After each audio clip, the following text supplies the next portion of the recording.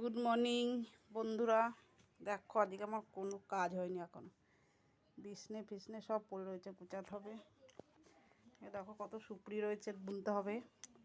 আর দুষ্টু দেখো সকালবেলা ইঁদুর নিয়ে বসে পড়েছে। আর দেখো বন্ধুরা, আমার তো সকালে রান্না হয়ে যায়, তোমরা জানো। দেখো আজকে কি কি রান্না করেছি।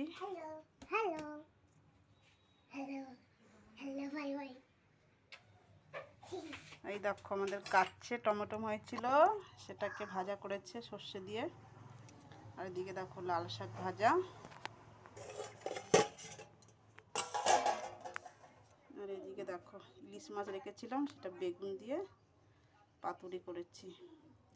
তোমরা কারা কারা ইলিশ মাছ পাতুরি খেতে ভালোবাসো অবশ্যই কমেন্টে জানাবে, আর কেমন হয়েছে সেটাও বলবে। আর এদিকে দেখো গরম গরম ভাত।